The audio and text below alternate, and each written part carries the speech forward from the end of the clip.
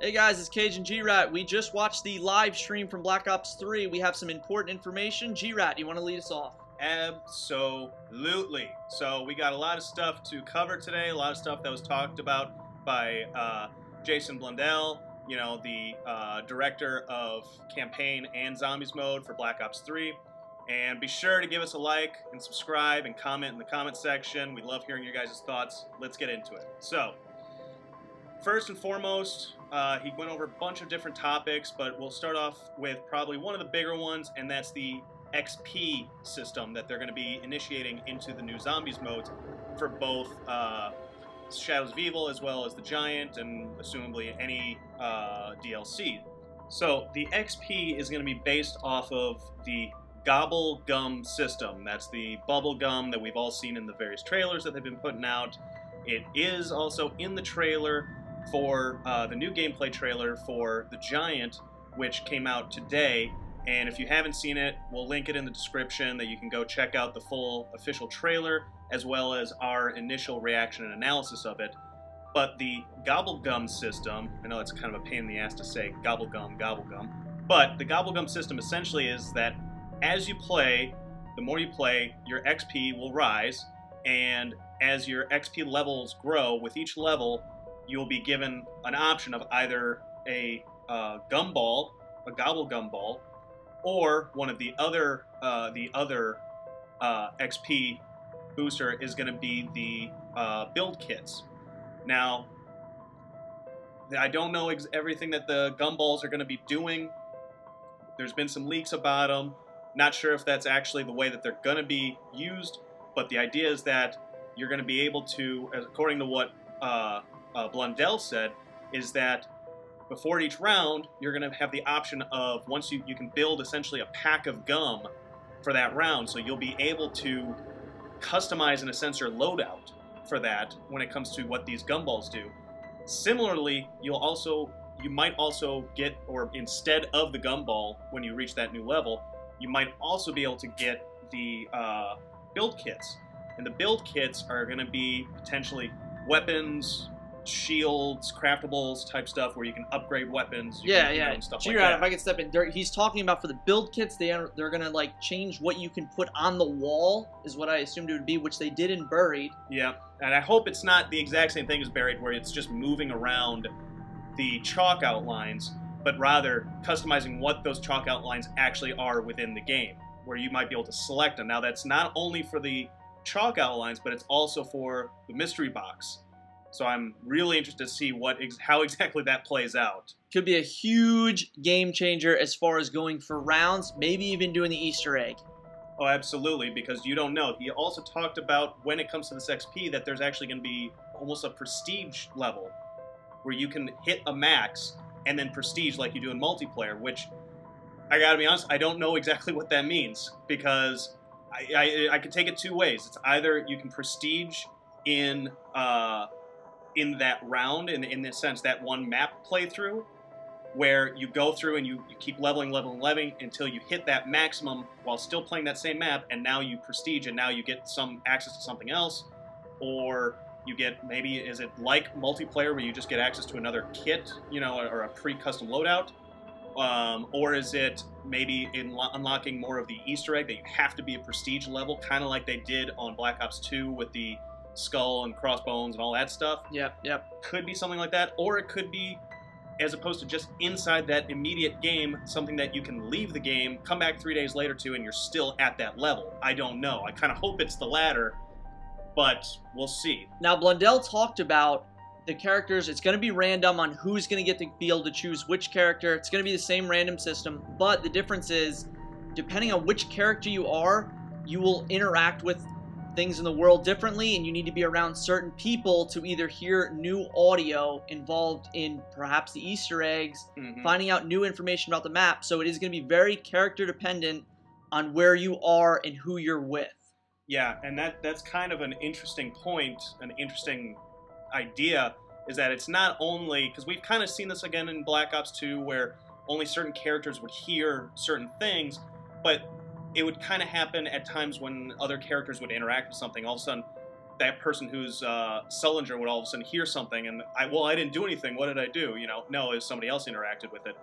This is going to be your character interacting with things, as well as potentially other characters with you, maybe alongside you while you're interacting with that. And that, to be honest, is a very interesting thing, because you might theoretically have to do these things when you're looking for an Easter egg, everything on your own. You might have to do it with you and another character and going through the other 3 characters to see what will actually trigger an audio cue for the Easter eggs. You might have to do it with 2 other of the players, leaving one loner player out there at times. And then you might also have to do it with all 4 of you. So you might be having to go through this already huge map. And Blundell even said that this is going to be a large map, one of, if not the largest that they've made. So probably close to transit size.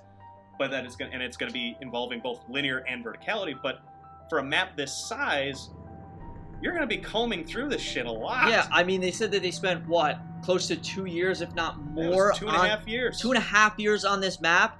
You know he put a shit ton of Easter eggs in this thing, and it's going to be one of those, you're going to go back and forth through it, combing over everything. Oh, I never even heard that. Well, that's because you played as a different character. Yeah, or you didn't have that other character with you at the time when you interacted with this thing. And who knows, that might be you talk about replayability, you're going to have to maybe replay this thing going through the same motions. Now, that might get a little tedious, if I'm being honest, but I hope that it's done in a fluid and natural way. I mean, you talk about 2.5 years of dev time for this, for this map. I assume they were also working on, as well as the Giant, and perhaps even a couple of the DLCs, getting a head start on them. But before, you said they were only doing about 4, 5, 6 months of dev time on these maps. Maybe the first map might have had the longer dev time, while the DLCs would be kind of shorter and shorter. But I tell you what, if it's truly 2.5 years spent on this, you can expect some deep eggs, dude. Deep eggs. So, the other thing that Blundell was talking about was also that, and it was during the Q&A portion of the live stream, is that multiplayer's kind of gameplay mechanics, the jumping, wall running, and all that kind of stuff, is not going to carry over to zombies. Yes! So, you can put your little scary hats away from the bad man that was Sledgehammer and what they did with Exo Zombies. It's not going to be the same, although he did kind of hint that though you as the player might not be able to do those things, that might not be the same. Nice phone, asshole. That the environment itself might not be conducive to that. So it's a little cryptic, obviously. My take on it is that he might be referring to the fact that zombies might have the ability, maybe not so much, wall running per se, but as much as they might not be doing the same kiting motions that you used to be able to do with them, where they kind of would just go over the wall, come at you in kind of straight lines and what have you. This is maybe a little bit more zombie AI, so they're not so simple. So maybe they did take a tiny bit from what Sledgehammer did with Exo Zombies, but hopefully, hopefully not at all, to be honest with you. Hopefully not grain. At all. Hopefully just at least the tiniest grain where maybe they just improved some of the zombie AI. Yeah. I'll put it that way. And so finally, the last thing that we'll talk about, that Blundell kind of talked about, was a little bit more Giant specific. Now, again, the new gameplay trailer came out today, so we got a good look at it. If you haven't seen it, go check it out.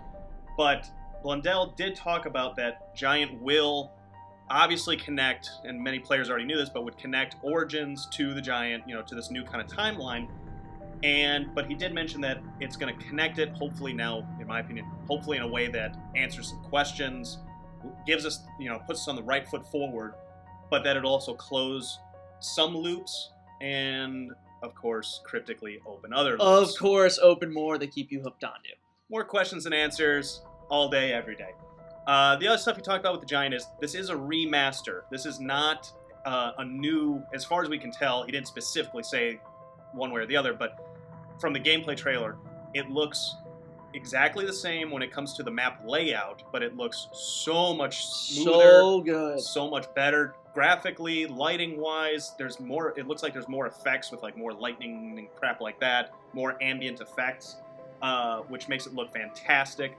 Zombies are way upgraded. The dogs look way upgraded. The guns look way upgraded. Your characters look way upgraded. So I mean, it's a remaster, truly a remaster, so similar, if not the exact same map layout, but it will have different Easter eggs. It looks to have several different weapons, but it does bring back our favorite weapon, the DG2. Woo! Very excited about that. So it will have new Easter egg, new narrative style, new weapons, remaster. It's going to be fresh. Yep, implemented with the XP things that we talked about. Yep. The new perks, everything that we're talking about. And it is a different time. It's not, as many players know who have been following with or trying to keep up with the lore, it is a different time from the original Durise. That was a little point that Blundell actually brought up, was that everybody's been pronouncing it wrong, and he got corrected in Germany, that it's not Durise, but it's Durise. So I'll try, but I'll probably still say Durise most of the time anyway. But that it is a different time, that because in the original Durise, that it's going to end up being that was a little bit after all the shit hit the fan, but now that this seems to be right after, or maybe even as it's happening, so it is that little different time stamp. So, guys, big day for Zombies news. You got the trailer. We had the live stream. Blundell talked about a whole slew of the stuff that we'd had a lot of questions about leading up to this. We're only a couple weeks away. Kage and I are stoked. Super excited. Make sure you guys give us a like, subscribe, follow us. As soon as this game comes out, we are going to be playing it. We're going to be leaving as much hints as we can for Easter eggs to try to put it all together and figure it out. There's going to be so many that not one person is going to be able to do it all by themselves. I'll do it by myself. Yeah, of course you will, G-Rat. All right, guys. Take care. Later.